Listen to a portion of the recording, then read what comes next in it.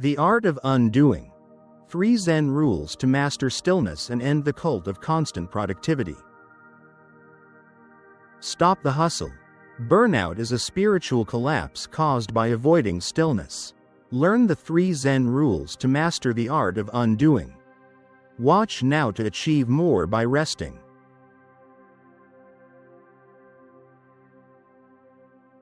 Welcome to Echoes of Life. Let's be honest about the exhausting engine that drives our lives, the cult of constant productivity.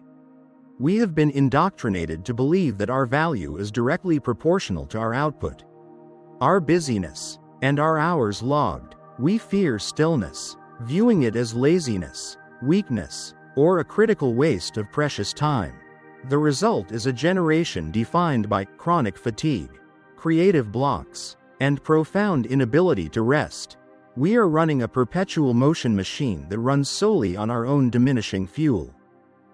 We seek productivity, yet we ironically destroy the very mechanisms, focus, clarity, and creativity that make high-quality work possible. When you force yourself to work, your energy becomes diluted, your ideas become shallow, and your burnout becomes inevitable. Your fear of being unproductive is the single greatest threat to your long-term success. The ancient wisdom of the Tao offers a powerful antidote to this relentless pressure: the art of undoing, Vo Vi. This is not about passive avoidance, it is about the intentional, disciplined integration of rest into your action.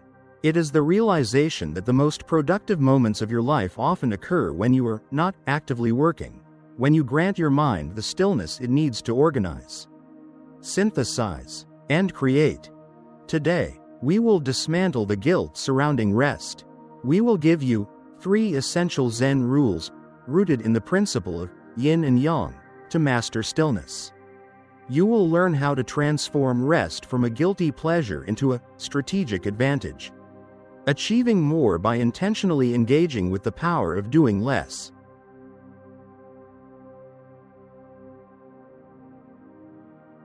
Part 2: Yin and Yang, the law of perpetual flow. The reason the cult of constant productivity leads to collapse is its fundamental violation of the law of perpetual flow, the principle of yin and yang. This law governs all natural, sustainable systems in the universe. 1. Yang, action. This is the active, hot, bright, outward moving energy. It is the doing, the talking, the output, the execution. Modern culture is built entirely on the worship of yang.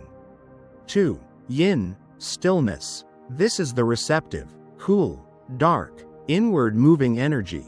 It is the rest, the listening, the input, the contemplation, the stillness. Modern culture views yin as the enemy, the imbalance. A system that only generates yang without replenishing yin is a system designed for self-destruction. Imagine a battery that is only ever used, never charged. The current modern burnout crisis is merely the collective manifestation of this fundamental Taoist imbalance. The power of balance. The greatest productivity is achieved when yang is fueled by yin. The quality of your action, yang, is directly proportional to the quality of your rest, yin. Stillness is not the absence of activity, it is the essential recharge phase that makes meaningful activity possible. When you integrate high-quality yin, your subsequent yang activity becomes more focused, less effortful, and exponentially more creative. You move from the destructive cycle of forcing to the sustainable cycle of flow.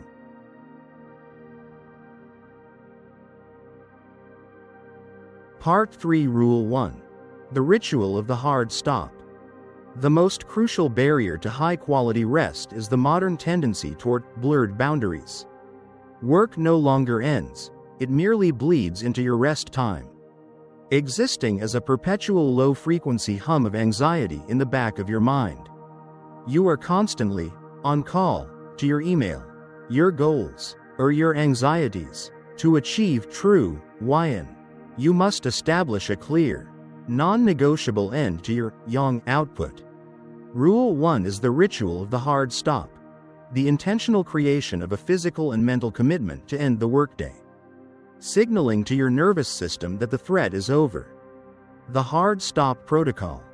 1. The time commitment. Decide on a definitive time for your workday to end, and treat it as a sacred appointment. 2. The physical ritual. At that time, engage in a deliberate, physical act of closure, a ritual that signals the transition from yang to yin.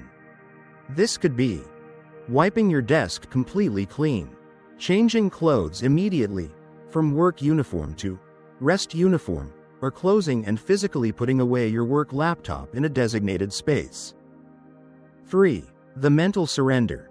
The final step is a mental surrender. As you close the door, consciously say, "I have given this day my best effort, and now the process must be surrendered to the universe. I release control until tomorrow." This ritual creates the necessary psychological boundary. It prevents the workday from becoming an endless, amorphous blob. By providing a clear, tangible endpoint, you grant your mind the permission it needs to truly disengage. This disciplined boundary is the first step in reclaiming your inner sovereignty and ending the guilt of rest.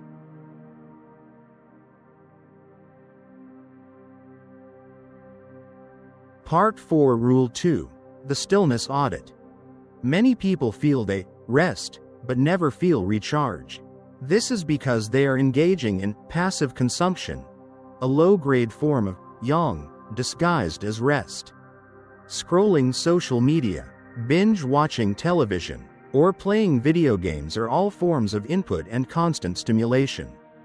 They do not allow the mind to shift into the regenerative state required for deep recovery. Rule 2 is the Stillness Audit, the intentional categorization of your downtime into consumption versus regeneration. Your goal is to maximize regenerative yin. The Stillness Audit Checklist. 1. Identify consumption. These are activities where you are passively consuming external information, scrolling, news, complex narrative consumption. They provide temporary distraction but deplete your attention reserves. 2. Identify regeneration.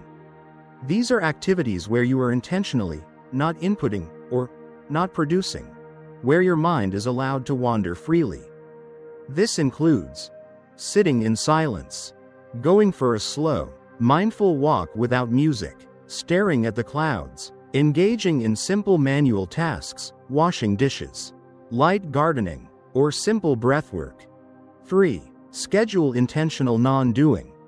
Plan for periods of intentional non-doing, moments where you actively choose to do nothing externally. This is where the creative process actually happens. The purpose of the Stillness Audit is to realize that true rest is active, not passive. It is a deliberate choice to remove constant stimulation, allowing your default mode network, the creative, problem-solving part of your brain, to activate. By choosing regenerative activities, you are performing a strategic optimization of your downtime, ensuring that your time away from work is not just wasted time, but a powerful investment in your future clarity and creativity.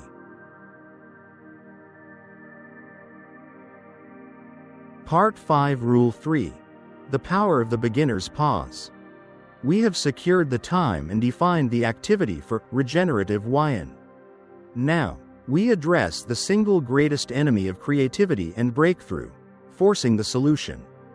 When we encounter a problem, a creative block, a logistical nightmare, a stalled argument, our modern impulse, driven by yang culture, is to push harder, think longer, and stare more intensely at the screen. This aggressive, force-based approach rarely yields genuine insight. It usually results in frustration, exhaustion, and cognitive rigidity. Rule 3 is the power of the beginner's pause, the intentional application of stillness to trigger genuine, nonlinear insight. This practice is rooted in the Zen concept of shoshin, beginner's mind, and the Taoist belief that the solution often resides outside the frame of the problem itself. The beginner's pause protocol. 1. Identify the block. Acknowledge the moment of mental rigidity, the frustration of the creative block, or the dead end in logic. This is the signal that yang energy is exhausted. 2. Declare the pause. Immediately and decisively declare a pause, a break of at least 15 to 20 minutes.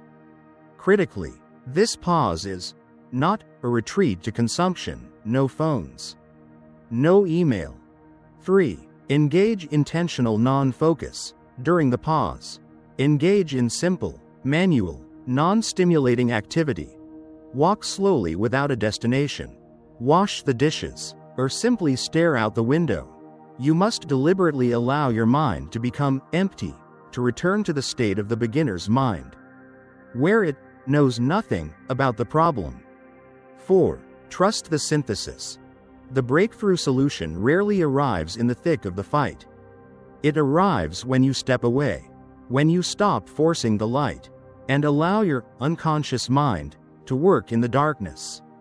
The mind's creative mode, the default mode network, operates optimally in this state of relaxed, non-focused wandering. By embracing the beginner's pause, you are not being lazy, you are performing strategic incubation. You are injecting necessary yin into the problem-solving process, trusting that true insight comes through letting go, not through grasping harder. This is the Zen master's way of finding the solution through silence.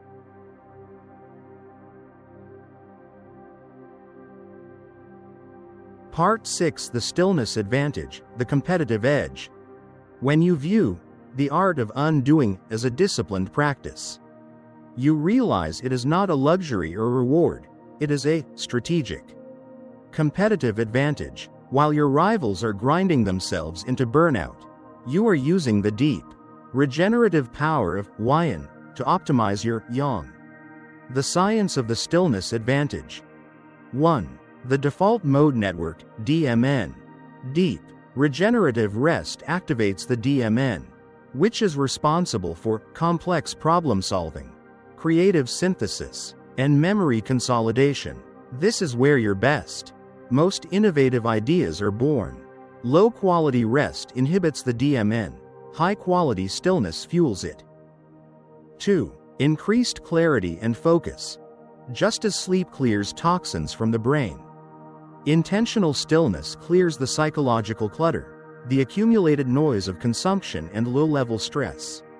Your subsequent period of work, yang, begins from a state of zero clutter, resulting in deeper focus, higher attention span, and drastically reduced internal friction. 3. Sustainable output. The integrated yin and yang cycle guarantees that your productivity curve is a gentle, sustainable incline, rather than a volatile peak followed by a guaranteed crash. You stop relying on artificial stimulants, caffeine, urgency, and start operating on your own natural, renewable energy. The stillness advantage eliminates the pervasive guilt of rest. You stop seeing a 30-minute meditative walk as an act of avoidance, and start seeing it as the most responsible, high-leverage action you can take. It is a commitment to your long-term creative and emotional longevity. You are not just being kind to yourself, you are being strategically brilliant.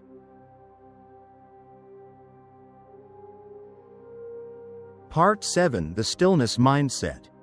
The mastery of the art of undoing culminates not just in scheduled rest, but in a stillness mindset, the ability to carry the quiet, centered quality of yin into the most intense moments of yang. The goal is not to divide your life into work and rest. The goal is to integrate them. Finding the stillness within the movement. The Zen master is perfectly centered and relaxed, even during a high-speed martial arts maneuver or a moment of intense focus. The body is active, but the mind remains at rest. Integrating stillness into movement. 1. Relaxed focus. When engaging in high-output work, continuously monitor your body for tension, the hidden enemy of flow. Consciously relax your shoulders, unclench your jaw, and soften your gaze. This active relaxation in the presence of effort is the essence of Wu Wei, action without forcing. 2. The single focus, samadhi. The mind is still because it is completely committed to the single task at hand, preventing the energy-draining leakage of attention to other fears, tasks, or anxieties. The stillness is the result of total presence. 3. The still body is anchor. When you encounter a stressful trigger during the day, the stillness mindset allows you to use your physical body as an anchor. Instead of reacting instantly, you take a 3-second pause, feeling your feet on the floor, allowing the wave of stress to break on your calm physicality. By carrying this stillness mindset, you transform work from a stressful compulsion into a dynamic meditation. You are no longer pushed by external demands, you are guided by internal clarity. You become the quiet center around which the world spins, accessing a power source that is renewable, sustainable, and utterly immune to the burnout that consumes those who only know how to push.